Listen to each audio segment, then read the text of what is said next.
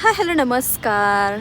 कोणाला असं वाटतं की आपली सकाळ हेक्टिक होऊ नये, सगळ्यांनाच वाटतं ना सगळं छानपैकी झोप व्हावी वगैरे.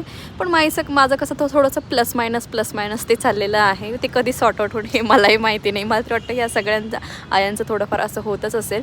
सकाळी उठले आणि शांततेत माझं ना काही न कोणाशी काही न करताना आपलं लिंबू पाणी घेतलं आणि पेपर वाचत बसले. आणि पप्पासुद्धा पेपर वाचत होते. त्यांचं म्हणणं असतं की पेपर डेली वाचत जा. सो चलो ते झालं आणि तोपर्यंत अविनाश उठला आणि तुम्ही त्याच्या चेहऱ्याकडे बघू शकता. इतका फ्रेश होता की माझी झोप कमी पण त्याची झोप अशीच वाटत होती की त्याची खूपच झोप झाली. पण तसं नव्हतं, चित्र थोडंसं वेगळं होतं कारण तो बऱ्याच वेळेस उठला होता रात्री. माहीत नाही काय झालं होतं त्याला. ते झालं सकाळी सकाळी दुधात प्यायण्याची शर्यत मी त्याच्यासोबत लावली होती आणि तो जेवढा एक्साइटमेंटमध्ये मस्तपैकी पित होता. त्याच्यानंतर बाहेरून आली आणि बाहेर गेल्यानंतर अविनाशला आज होता चिल्ड्रन्स डे. सो स्पेशल आहे मुलांसाठी. आणि अविनाशला जेव्हापासून समजायला लागेल तेव्हापासून त्याचे प्रत्येक दिवस स्पेशल करण्याचा हा माझा नेहमी प्रयत्न असतोच. म्हणून म्हटलं मैत्रिणीला फोन केला आणि म्हटलं चल मुलांना काहीतरी आज ॲक्टिव्हिटीजमध्ये घेऊन जाऊयात.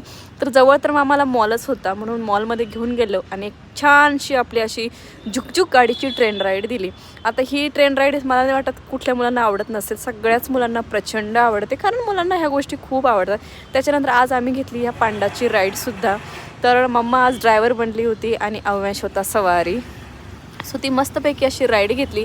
त्याचे थोडे शूज वगैरे मला कलेक्शनमध्ये नवीन काय आलं का ते बघत होती. पण मला इतके काय फारसे वाटले नाही आणि बजेटच्या थोडेसे बाहेर पण होते. पण फक्त ट्राय तर करूयात म्हटलं कसे दिसत आहे.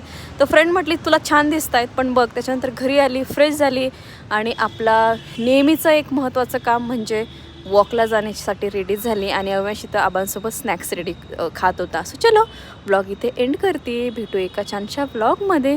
तोपर्यंत बाय बाय, टेक केअर.